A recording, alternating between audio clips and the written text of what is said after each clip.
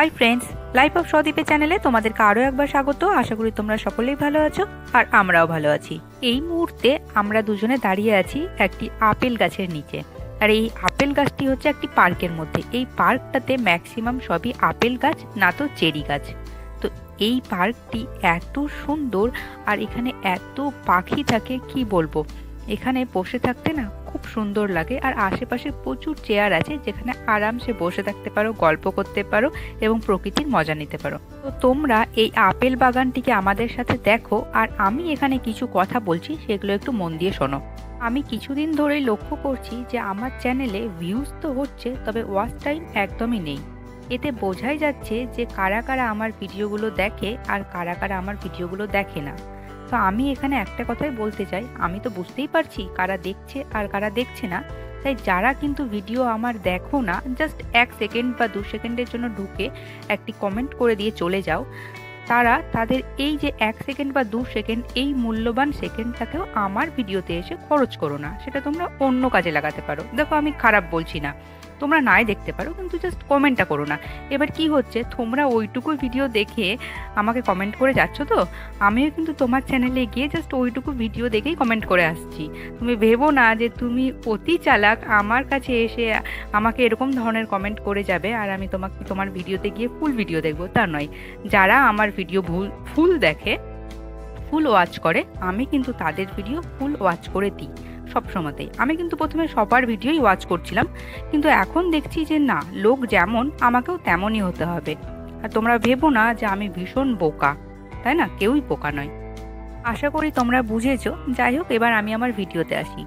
এখানে যে আপেল গাছে আপেলগুলো আছে সেগুলো প্রচণ্ড ছোট, তাই সবুজ রঙের হয়ে আছে। আর সবুজ রঙের সাথে মানে আপেলগুলোও সবুজ আর পাতাগুলোও সবুজ বলে খুব একটা ভালো বোঝা যাচ্ছে না, কিন্তু এত আপেল ধরেছে। এখানকার মানুষ আবার গাছ থেকে আপেল পেড়ে আপেল খায় না, দোকান থেকে কিনে খেতেই বেশি পছন্দ করে। আর এই আপেলগুলো খায় হচ্ছে পাখিরা। এখন এই 8টা মতো বাজে, আমরা তো হাঁটাহাঁটি করছি, কারণ এই জায়গাটা এত সুন্দর। বিকেলবেলা না এরকম বাড়ির মধ্যে থাকতে ভালোই লাগে না, বাইরে একটু হাঁটাহাঁটি করতে খুব ভালো লাগে। আর এখানে দেখো একটা গ্যাস বেলুন উপরে আকাশে উড়ে বেড়াচ্ছে, তো দারুণ লাগছে। বাড়ি আসার পরে ডিনারের ব্যবস্থা করতে শুরু করলাম। আর এখানে আজকে বানাবো পাস্তা, তবে এই পাস্তাটা বানানো হচ্ছে শুভর জন্য। আমি ডিনারে এই ভাতই খাবো, কারণ আমার ভাত খেতেই মোটামুটি ভালো লাগে। তো আমি ভাবলাম যে আমার জন্য তো একটু ভাত করব আর শুভর জন্য পাস্তা। আর পাস্তাটা হচ্ছে খেতে খেতে প্রায় শেষই হয়ে গেছিলো। আমার খেয়ালই নেই যে পাস্তা আমাকে কিনে নিয়ে আসতে হবে, তাই খুব একটা বেশি ছিল না। এটা যেটুকু ছিল সেটা শুভর জন্য হয়ে যাবে। পাস্তা বানানোর জন্য আমি ভেজিটেবলসগুলো কেটে নিচ্ছি। এখানে কাটছি ক্যাপসিকাম। আমি সবসময়তেই পাস্তা হোক বা চাউমিন হোক, সবতেই আমি ভেজিসটা বেশি দিতে পছন্দ করি। এতে পাস্তাটা না ভালো লাগে খেতে। আমার মনে হয় যে ভেজিটেবলসটা যত বেশি পড়ে তত এগুলো খেতে বেশি ভালো হয়। তাই এখানে ক্যাপসিকাম কেটে নিচ্ছি একটি গাজর, আর দেব হচ্ছে ব্রকোলি। শুভ এরকম ধরনের খাবার ভীষণ পছন্দ করে। ওকে যদি সারাদিন এই পাস্তার উপর বা চাউমিন, রুটি, লুচি, পরোটা এর উপর রেখে দেওয়া যায়, তাহলে কিন্তু ও বলবে না যে আমার ভাত চাই বা আমার আর ভালো লাগছে না, ভাত খাবো। আর আমি একটু ভাত খেতে ভালোবাসি বলতে পারো, তাই আমার এক বেলা তো ভাত লাগবেই। আর আমি এখানে এক বেলায় ভাত খাই, তবে জানো বিয়ের আগে আমি 3 বেলা ভাত খেতাম। সকালবেলা ব্রেকফাস্টেও ভাত, তারপরে লাঞ্চেও ভাত এবং ডিনারেও ভাত। তবে এখন এত খাই না, জাস্ট একবার দুপুরবেলাতেই খাই, তবে মাঝে মধ্যে ডিনারে আর কি ভাত খাই। এখন যখন আমার মা শোনে যে আমি জাস্ট একবেলা ভাত খাই, তখন অবাক হয়ে যায় যে মেয়ে ভাত আর মুড়ির উপর ডিপেন্ড করে থাকতো, সে কি করে থাকতে পারে। আমরা যখন প্রথমবার এখানে বেলজিয়ামে এসে সুইজারল্যান্ড গিয়েছিলাম 11 দিনের জন্য, 11 দিন আমি ভাত খাইনি। ভাবা যায়। মা বলছিল তুই কি করে থাকলি। তার জন্য এখন না ওরম যেখানে উপায় নেই, থাকতেই হবে। এইরকম করতে করতে আস্তে আস্তে আমার সব কিছু অভ্যেসে দাঁড়িয়েছে। এখন মোটামুটি ভাত ছাড়াও সত্যি আমি 4-5 দিন চলে যেতে পারবো। তবে বাড়িতে যেহেতু থাকি আর ভাত আছে, তাহলে কেন খাবো না। কিন্তু অন্য কোনো জায়গায় গেলে যখন হচ্ছে ভাত নেই, অন্য কিছু খেতে হবে, তখন কিন্তু আমি খেতে পারি, অসুবিধা হয় না। দেখো, এখানে আমি পাস্তাটা বানানোর জন্য প্রথমে বাটারটাকে গরম করে নিয়েছি। সেইখানে আমি সমস্ত রকম কেটে রাখা ভেজিটেবলসগুলো দিয়ে দিয়েছি, শুধুমাত্র রসুনটা বাদ দিয়ে। তারপরে ভেজিটেবলসগুলো যখন একটু ভাজা ভাজা হয়েছে, তখন আমি পাস্তাটা দিয়ে দিয়েছিলাম।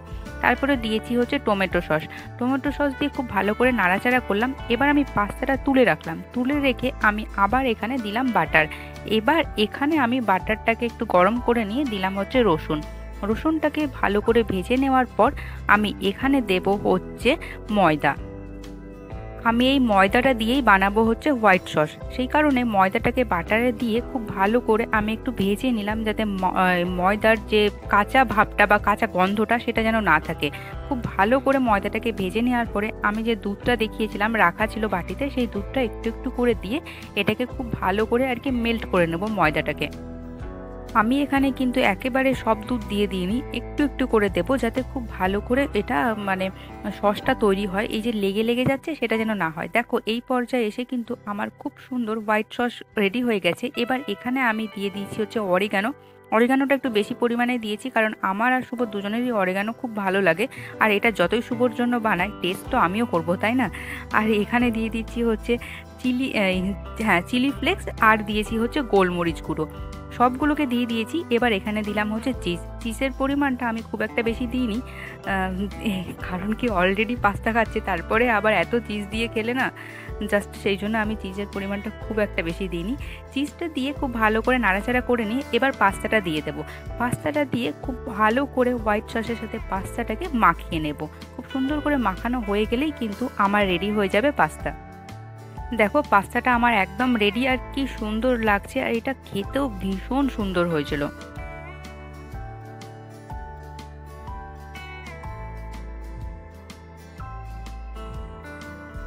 দেখো আমি পাস্তা নিয়ে রেডি হয়ে গেছি, কিন্তু শুভকে অনেকক্ষণ ধরে ডাকাডাকি করছি, ও এখনো আসছে না। তার জন্য ভাবলাম যে ওকে তো প্রত্যেকবার আগেই টেস্ট করানো হয়, তো আজকে আমি আগে টেস্ট করে দেখি কেমন হয়েছে।